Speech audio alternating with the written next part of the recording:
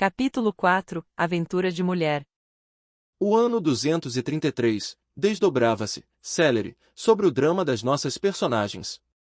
Em Roma, a família Vetúlio desfrutava todos os favores da riqueza, cercada de privilégios e de escravos. Opílio, na madureza bem nutrida, parecia feliz em contemplar a si mesmo, no destaque e no bem-estar da mulher e dos filhos, mas Cíntia, que o desposara, desde a imaginária morte de Varro, no mar, exibia consideráveis diferenças. Mais reservada, distanciara-se das paisagens festivas. Não se ausentava de casa, voluntariamente, senão para desincumbir-se de votos religiosos, no louvor dos numes tutelares, aos quais oferecia sua devoção. Afeiçoara-se a Helena e Caiba, os rebentos de Heliodora, com a mesma ternura que dedicava a Taciano, e recebia dos três análogos testemunhos de respeito e de amor. Semelhante comportamento da companheira querida cristalizara em Vetúlio a veneração e o carinho. Espreitava-lhe os menores desejos para executá-los como servo fiel. Não se afastava da cidade, sem a companhia dela, não se confiava a qualquer das suas realizações de homem prático, sem associar-lhe a aprovação aos empreendimentos, e, não obstante romano de sua época, com todos os delitos ocultos e vulgares numa sociedade em decadência, constituía para Cíntia um amigo leal, procurando entendê-la e auxiliá-la nos mais íntimos pensamentos. Entre os jovens, todavia, a situação era diversa. Helena, com a formosura grega dos 17 anos, primava pelos prazeres da vida social, entregando-se, inveteradamente, aos jogos e distrações, sem qualquer apego a virtudes domésticas, e, enquanto Taciano se dedicava ao estudo, fascinado pelas tradições patrícias, quase que constantemente mergulhado na filosofia e na história, Galba, que lhe detestava o ambiente espiritual, não fazia segredo da sua intimidade com tribunos mal-educados e proxenetas inconscientes. Não suportava a superioridade intelectual do irmão. Turbulento, rixoso, alterava-se por nugas, perdendo noites de sono, em companhia de criaturas menos dignas, apesar do esforço paternal para trazê-lo à respeitabilidade. Taciano, ao revés, aproveitava substanciosamente as oportunidades que a vida lhe ofertava. Embora menino e moço, trazia consigo a experiência de algumas viagens das mais valiosas. Conhecia vastas regiões da Itália e da África, além de não poucos lugares da Acaia. Falava o grego, com a mesma facilidade com que se expressava no idioma pátrio, e comungava com os livros, na fome de luz que assinala os homens inclinados à sabedoria. Prendia-se, de modo particular, aos assuntos da fé religiosa, com ardente e profundo fervor. Não admitia qualquer restrição aos deuses olímpicos. Para ele, as divindades familiares eram as únicas inteligências capazes de garantir a felicidade humana. Extremamente afeiçoado ao culto de Cibele, a Magna Mater, visitava constantemente o templo da deusa no Palatino, aí descansando e meditando, horas e horas, buscando inspiração. Acreditava que Júpiter Máximo era o orientador invisível de todas as vitórias imperiais, e, conquanto ainda jovem, guardava ideias próprias nesse sentido, afirmando sempre que os romanos deviam oferecer-lhe sacrifícios em caráter obrigatório, ou morrer. Por isso mesmo, não obstante os dotes de espírito que lhe exornavam a personalidade, não conseguia afinar-se com os princípios do cristianismo. O Evangelho, examinado por ele, diz Cantilhão, em conversa com Vetúlio ou com rapazes de sua idade, parecia-lhe um amontoado de ensinamentos incompreensíveis, destinados a sombrear o mundo, caso vencessem na esfera da filosofia e da religião. Perguntava a si mesmo por que motivo tantos homens e tantas mulheres caminhavam para o martírio, como se a vida não fosse uma dádiva dos deuses, digna de espalhar aventura entre os mortais, e confrontava Apolo, o inspirador da fecundidade e da beleza, com Jesus Cristo, o crucificado, admitindo no movimento cristão simples loucura coletiva que o poder governamental devia coibir. Poderia um patrício, pensava ele, amar um escravo como se fosse a si mesmo? Seria justo perdoar aos inimigos, com pleno ouvido da ofensa? Seria aconselhável dar sem retribuição? Como conciliar a fraternidade geral com a defesa da elite? Um magistrado romano poderia ombrear com um africano analfabeto e categorizá-lo à conta de irmão? Por que processos rogar o favor celeste para os adversários? Como aceitar um programa de bondade para com todos, quando os maus se multiplicavam, em toda a parte, exigindo as repressões da justiça? A própria natureza não constituía, por si, um campo de batalha perene, em que as ovelhas eram ovelhas e os lobos não passavam de lobos. De que modo aguardar vitórias sociais e políticas, sob a orientação de um Salvador que expirara na cruz? Os destinos da pátria estavam presididos por gênios tutelares, que lhe conferiam a púrpura do poder. Por que desprezá-los em troca dos loucos que morriam, miseravelmente, nas prisões e nos circos? Em muitas ocasiões, enquanto Cíntia admirava a conversação brilhante do filho, Vetúlio ponderava a diferença que separava os dois rapazes, criados sob os mesmos princípios e tão distanciados moralmente um do outro, lastimando a condição de inferioridade em que se colocava Galba, o filho de sua esperança. Num dia quente, ao crepúsculo, vamos encontrar nossos conhecidos num amplo terraço, em cordial aproximação. Cíntia, silenciosa, tecia delicado trabalho de lã, não longe de Helena, que se fazia acompanhada de Anacleta, a governanta que Opílio lhe escolhera, entre antigos laços de parentela da primeira esposa. Pouco mais velha que a filha de Heliodora, Anacleta nascerá em Cipro, Chipre, e, desde cedo, fora cambiada para Roma, aos cuidados de Vetúlio, a pedido da genitora, antes de falecer. Órfã, a menina crescerá sob a proteção de Cíntia, fazendo companhia à enteada, que lhe devotava profunda afeição. Transigente e bondosa, sabia cobertar todas as faltas de Helena, constituindo para ela não somente uma servidora leal, mas também um refúgio afetivo, em todas as circunstâncias. Enquanto as duas moças conversavam, algo apreensivas, perto de Cíntia, que parecia exclusivamente interessada no trabalho do fio, em outro ângulo, Vetúlio e os rapazes entendiam-se animadamente. A palestra versava sobre os problemas sociais, com visível entusiasmo de Tassiano e indisfarçável retraimento de Galba. Concordo em que a luta iniciada, há mais de 100 anos, comentava Opílio, terminara naturalmente pela vitória do patriciado. Tenho grande confiança em Alexandre, reconhecido como protótipo de prudência e justiça. Contudo, observou Tassiano, tocado de juvenil indignação, o imperador tem a família infestada de mulheres nazarenas. Pelo lado materno, está cercado de senhoras dementadas, que não se envergonham de receber instruções religiosas de vagabundos da Ásia. A morte de Ulpiano, sem nenhuma providência disciplinar, lhe revela o caráter enfermiço. É fraco e indeciso. Pode ser um padrão de virtudes individuais, mas não mostra aptidão para comandar a nossa vida política. Sorriu, algo sarcástico, e anotou. Quando a cabeça é frágil, não vale o corpo forte. É provável que a razão esteja contigo, tornou Opílio bem-humorado, entretanto, hás de convir que o governo não dorme. Não temos tido espetáculos punitivos, mas a perseguição metódica vem sendo levada a efeito, em moldes legais. A morte de Calisto, por exemplo. Quem era Calisto senão um escravo fora da lei? Realmente, concordou Vetúlio, não podemos comparar um servidor de Carpóforo aos magistrados do império. A perda de Ulpiano é irreparável. Mas, que temos nós com a vida alheia? Atalhou Galba, enfadado. Nunca hesitarei entre um copo de vinho e uma discussão filosófica. Que nos adianta saber se o Olimpo está cheio de divindades ou se um louco morreu na cruz há 200 anos? Não te expresses assim, meu filho. Disse Vetúlio, preocupado, não podemos olvidar os destinos do povo e da pátria em que nascemos. O moço gargalhou, irreverente, e, tocando os ombros de Tassiano, perguntou. Que farias, mano, se a coroa do imperador te buscasse a cabeça? O rapaz percebeu o sarcasmo da interpelação, mas respondeu, firme.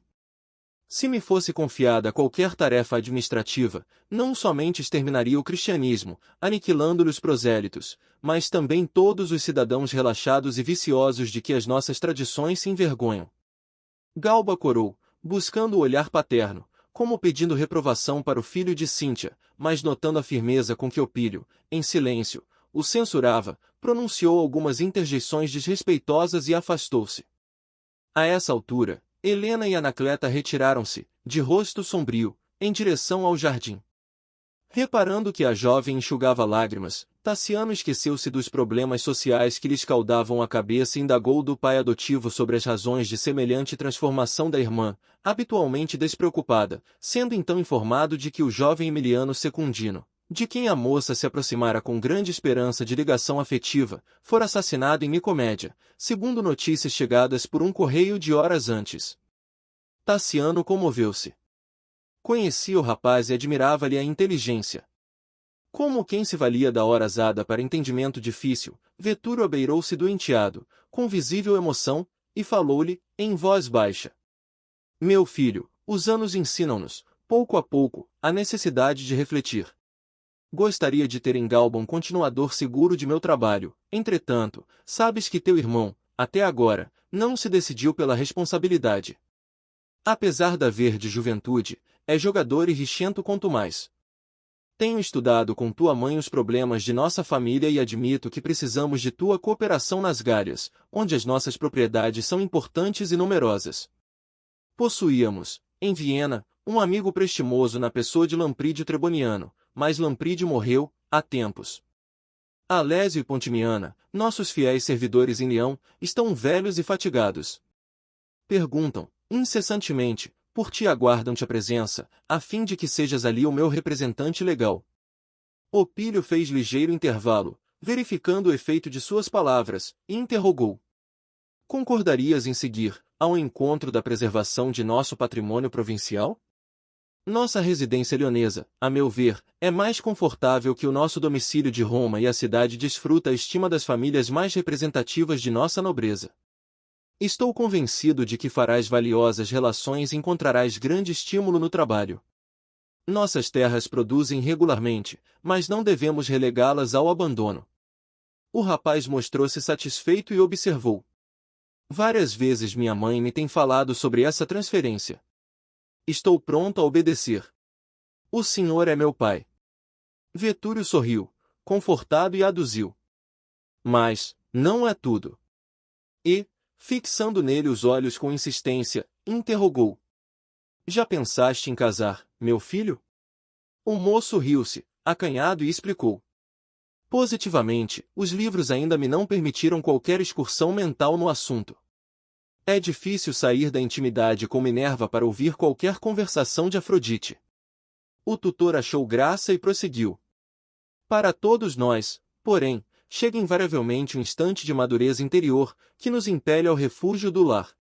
Após longa pausa, dando ideia da questão delicada que a sua palavra suscitaria, continuou. Ante a notícia da morte prematura de Emiliano, Cíntia está naturalmente aflita com a mágoa de Helena, e, mãe devotada que é, depois de ouvi-la, instou comigo para permitir-lhe um passeio até Salamina, onde Anacleta possui vários parentes. Apolodoro, tio dela, segue para Cipro, na quinzena próxima, e tenho a intenção de entregar-lhe as meninas para uma excursão que, a nosso ver, lhe será extremamente proveitosa. Helena descansaria alguns meses das agitações de Roma, refazendo-se para abraçar mais sérios deveres. Como pai interessado na segurança do futuro, tenho pensado. Diante do silêncio de Taciano, Opílio completou a exteriorização do propósito que o atormentava. Confesso alimentar a esperança de que teu casamento com ela se converta, mais tarde, em realidade. Não guardo a intenção de impor-lhes meus desejos. Sei que a ligação esponsalícia deve obedecer às afinidades de sentimento, antes de tudo, e reconheço que o dinheiro não traz a ventura do amor, entretanto, nossa tranquilidade seria perfeita, se pudéssemos conservar nossas possibilidades financeiras e territoriais tão sólidas amanhã, quanto hoje. Não posso esperar que o nosso Galba nos compreenda as preocupações, à frente do porvir. Perdulário e indisciplinado, tudo nos diz que será para nós um companheiro difícil de carregar. As considerações de Vetúrio eram ditas num timbre tão particularmente enternecedor, que o moço sentiu incoercível emotividade a constringir-lhe o peito. Apertou as mãos do padrasto, com ternura, e respondeu. Meu pai, disponha de mim, como desejar. Seguirei para Leão, quando for de seu agrado e, quanto ao futuro, os deuses decidirão. A palestra prosseguiu carinhosa e íntima, evidenciando a segurança espiritual do filho de Quinto Varro. Mas, em gracioso caramanchão do pátio florido, a posição da filha de Eleodora revelava-se diferente. Abraçada à governanta, Helena chorava sob forte irritação, clamando em desespero. Anacleta, haverá infortúnio maior que o meu? O desastre aniquila minha vida. Emiliano prometera falar a meu pai, tão logo voltasse da Bitinia. E agora? Que será feito de mim? Estávamos comprometidos, faz mais de 3 meses. Sabes que a nossa união secreta devia ser consagrada pelo matrimônio. Ó deuses imortais, compadecei-vos de meu amargo destino. A moça cipriota afagava-lhe os lindos cabelos, que dourada rede enfeitava, e dizia, maternal: acalma-te. O valor é qualidade para as grandes horas. Nem tudo está perdido. Já nos entendemos com tua mãe, acerca das tuas necessidades de medicação e repouso. Tio Apolodoro está de viagem para a ilha. Conseguiremos a permissão de teu pai e seguiremos com ele. Lá, tudo será fácil. Esperaremos com relativo descanso aquilo que os deuses nos reservam. Tenho bons amigos em minha terra. Escravas fiéis auxiliar-nos-ão em segredo. Não temas. A jovem, contudo, voluntariosa e rebelde, objetava, inquieta. Como suportar a expectativa de tantos meses? Concordo com a viagem como expediente de último recurso. Emiliano não podia morrer. Que sugeres então? Indagou Anacleta, aflita. Procuremos Orósio. Ele deve conhecer algum remédio que me liberte. O feiticeiro? Sim, ele mesmo. Não posso entregar-me à maternidade, com escândalo público. Meu pai nunca me perdoaria.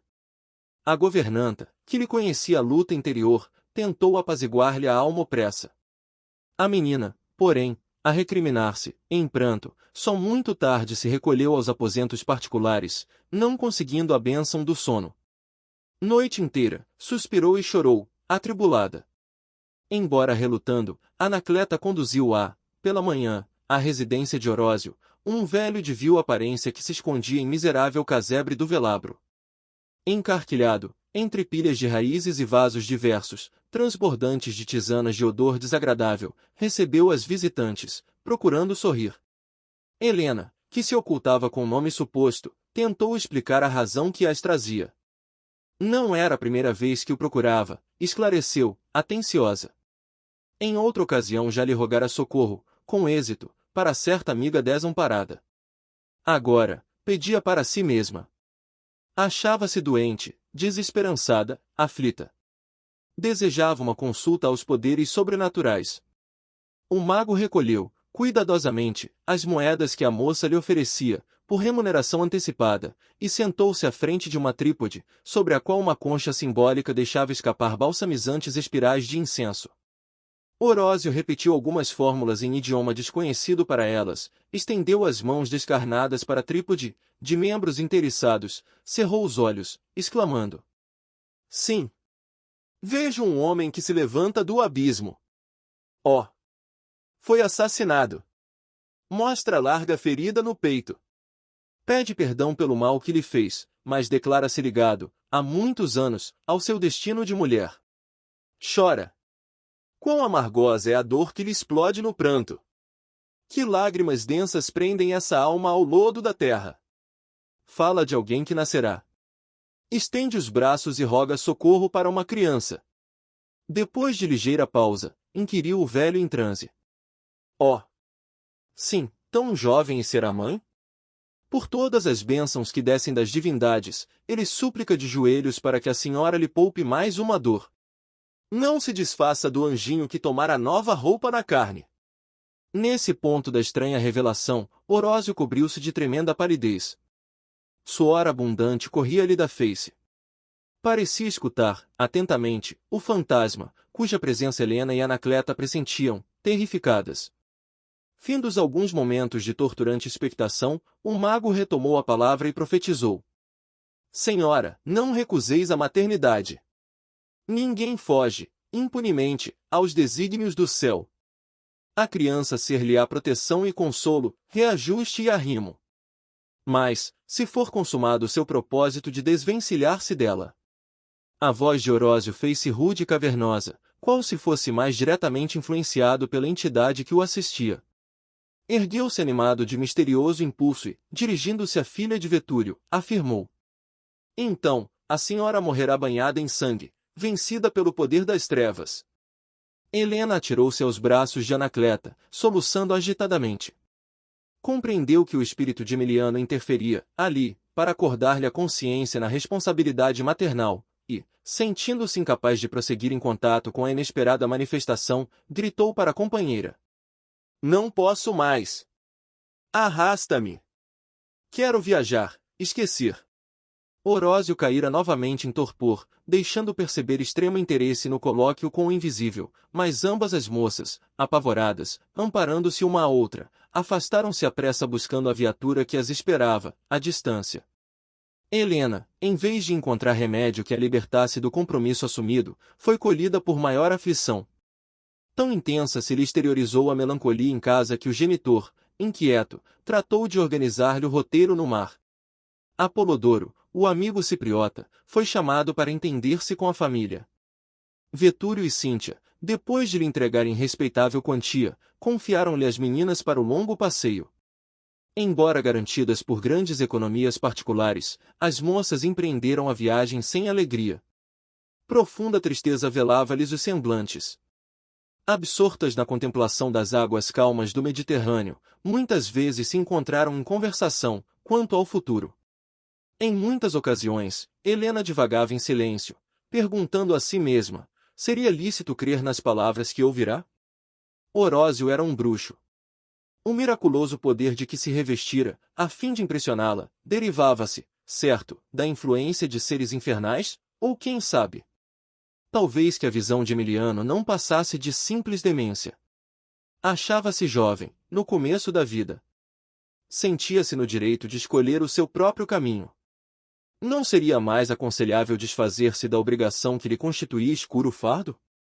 Com que direito a alma do amante regressava do túmulo para impor-lhe tão pesado dever? Sob constantes vacilações, chegou à ilha, carinhosamente assistida por Anacleta e pelo velho tio. Salamina, a antiga capital, dantes linda e próspera, fora destruída por uma tremenda revolução judaica, no Império de Trajano. O êxodo da população era lento, mas progressivo. Diversas aldeiotas e fazendas formavam-se nos arredores da cidade em decadência. Num desses burgos pequeninos, Apolodoro situara o ninho doméstico. Recebida com inequívocas provas de respeito e de estima, Helena, invariavelmente amparada por Anacleta, adquiriu os serviços de encanecida escrava nubiana, Balbina, a quem prometeu libertação e retorno à pátria, logo se visse desobrigada do tratamento de saúde a que se propunha submeter. E, contra todos os protestos afetuosos do anfitrião, alugou uma vila confortável, em pleno campo, alegando a necessidade de ar puro e absoluto descanso. Os dias corriam sobre os dias. Tomada de tédio e desesperação, a moça Patrícia deliberou tentar algum método de fuga. Sutilmente conseguiu arrancar de Balbina algumas informações sobre as ervas que pretendia aplicar. A serva experiente, sem perceber suas intenções, ministrou-lhe os conhecimentos de que dispunha. E a própria Helena, sem qualquer notificação à governanta, preparou a beberagem, certa noite, e recolheu-se ao leito, para sorvê-la, antes do sono. Depositou a taça num móvel, ao alcance das mãos, e buscou refletir alguns momentos. Mergulhou-se em funda abstração, e, quando se esforçou mentalmente para tomar o prateado copo e beber-lhe o conteúdo, sentiu-se envolvida por estranho torpor. Consciente embora, como quem sonhava desperta, viu Emiliano pálido e abatido, junto dela. Colocava a destra sobre o tórax ferido, como na visão de Orósio, e, dirigindo-lhe a palavra, falou, triste. Helena, perdoa e compadece-te de mim. Minha violenta separação do corpo foi prova terrível. Não me recrimines. Daria tudo para permanecer e desposar-te, mas que podemos fazer quando os céus se pronunciam contra os nossos desejos? Poderás imaginar o martírio de um homem, colocado além do túmulo, sem meios de amparar a mulher que ama? A moça, transitoriamente desligada do corpo físico, ouvia, aterrada. Se pudesse, fugiria sem detença. Emiliano era apenas uma sombra do atleta invejável que conhecera. Assemelhava-se a um fantasma que a parca vestira de dor. Somente os olhos vivos e fascinantes eram os mesmos. Fez menção de recuar e esconder-se, entretanto, sentiu-se como que chumbada ao solo e presa por laços imponderáveis ao amante redivivo. Mostrando o propósito de tranquilizá-la, o recém-desencarnado aproximou-se com mais carinho e falou: Não receies. A morte é ilusão. Um dia, estarás igualmente aqui, tal qual todos os mortais. Sei quão tempestuoso te parece o horizonte. Quase menina, foste surpreendida por dolorosos problemas do coração. No entanto, sempre vale conhecer, mais cedo, a verdade. No íntimo, a jovem desejou saber por que tornava ele do mundo das sombras, amargurando-a. Não possuía já suficientes razões para apoquentar-se? E, pensando que o amante estivesse exonerado de todos os deveres morais, considerava, no imo da consciência, por que insistirá Emiliano em acompanhar-me, quando se encontra livre? Não fora arrebatado da terra a moradia da paz? Deixando transparecer que lhe percebia as palavras inarticuladas, o inesperado visitante respondeu: Não creias seja o sepulcro uma passagem direta para o domicílio dos deuses. Vivemos longe da luz quando não cogitamos de acendê-la no próprio coração. Além da carne, em que nossa alma se agita, somos defrontados por nós mesmos. Os pensamentos que alimentamos são teias escuras que nos prendem à sombra ou às sendas de sublime esplendor, impelindo-nos para a frente. Aqueles que deixamos para trás retardam nosso passo ou favorecem-nos o avanço, conforme os sentimentos que a nossa memória lhes inspira. Não suponhas haja impunidade nos tribunais da justiça divina. Recebemos invariavelmente, segundo as nossas obras. Nesse ponto da singular entrevista, Helena recordou-se mais nitidamente do enigma que a dilacerava. Acaso Secundino voltava do sepulcro para lembrar-lhe as obrigações de que pretendia desvencilhar-se? Súbita aflição assomou-lhe a alma inquieta. Como alijar o fardo de angústia? Reconhecia-se entre o espírito de Emiliano, a relembrar-lhe uma felicidade que não mais lhe sorriria na terra, e uma criança intrusa a ameaçar-lhe a existência. No fundo, queria ser mãe e desenvolver no próprio coração os potenciais de ternura que lhe explodiam no peito, mas não nas circunstâncias em que se achava. Jamais sentirá tão grande flagelação moral. Lágrimas ardentes escaldavam-lhe os olhos. Ajoelhou-se, desesperada, e gritou: Como me pedes compaixão, se sou mais desventurada? Compreenderás, porventura, o tormento da mulher sob o grilhão de compromissos que lhe deslustram a dignidade pessoal? Sabes o que significa esperar um acontecimento desonroso, sem o braço que nos prometeu segurança e carinho? Ah! Os mortos não conseguem penetrar o infortúnio dos vivos, porque, se assim não fora, me levarias também. A convivência dos seres infernais deve ser mais benigna que o contato dos homens cruéis. O desfigurado mensageiro acariciou-lhe a cabeleira sedosa e observou: Não blasfemes. Venho para rogar-te valor. Não desprezes a coroa da maternidade. Se aceitares a prova difícil, com submissão aos divinos desígnios, não nos separaremos. Juntos, em espírito, prosseguiremos em busca da alegria imortal. Suporta, com serenidade, os golpes do destino que hoje nos fere. Não menoscabes o rebento do nosso amor. Às vezes, nos braços tenros de uma criança, encontramos a força que nos regenera e nos salva. Não recuses, pois, a determinação dos céus. Guarda contigo a flor que desabrocha entre nós. O perfume de suas pétalas alimentar-nos-á a comunhão. E um dia reunir-nos-emos, de novo, nas esferas da beleza e da luz. A jovem tentou prolongar o entendimento daquela hora inesquecível, contudo, talvez porque expandisse a sensibilidade em desequilíbrio, a figura de Emiliano como que se fundia em névoa esbranquiçada, afastando-se, afastando-se. Chamava-o, em alta voz, mas debalde. Acordou a gesticular, no leito, bradando, desvairada: Emiliano! Emiliano! Um dos braços agitados derrubou, involuntariamente, a taça próxima, entornando-lhe o conteúdo. Perderá-se a criminosa tisana. Helena enxugou o pranto copioso e, porque não mais pudesse conciliar o sono, levantou-se e procurou o ar fresco da madrugada num terraço vizinho. A visão do firmamento estrelado como que lhe suavizou o tormento íntimo e as veludosas virações que vinham do mar secaram-lhe os olhos úmidos, acalmando-lhe o coração. Mais reservada e mais abatida, esperou resignada a obra do tempo. Anacleta, leal e amiga, obteve indiretamente, em conversações reiteradas e supostamente sem importância, com Balbina, todos os informes imprescindíveis à assistência que devia prestar-lhe. Depois de longas semanas, em que se manteve acamada, a moça Patrícia deu à luz uma pequenina.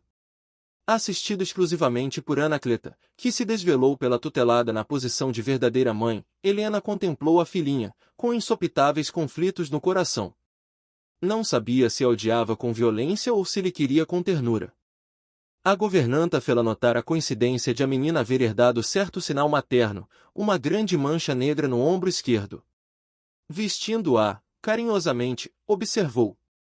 Isso a tornará reconhecível em qualquer ocasião. Não obstante fatigada, Helena respondeu resoluta. Não pretendo reencontrá-la.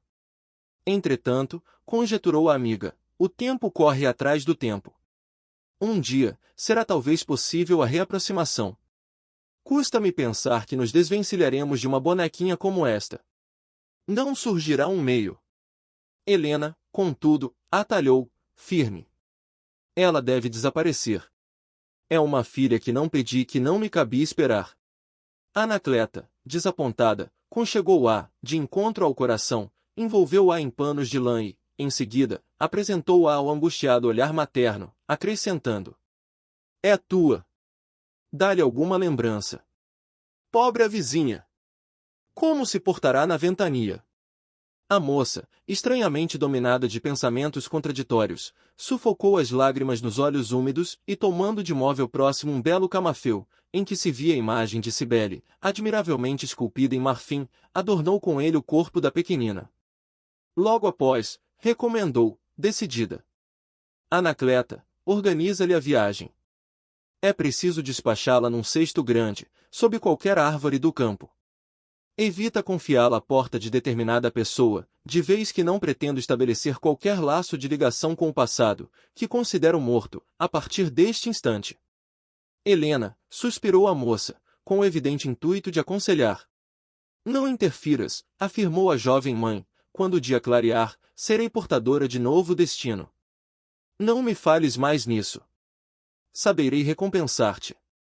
Dispõe de mim como quiseres. Anacleta procurou ainda impor-se, mas a filha de Vetúrio, sem tergiversar, exclamou. Não discutas, os deuses decidirão.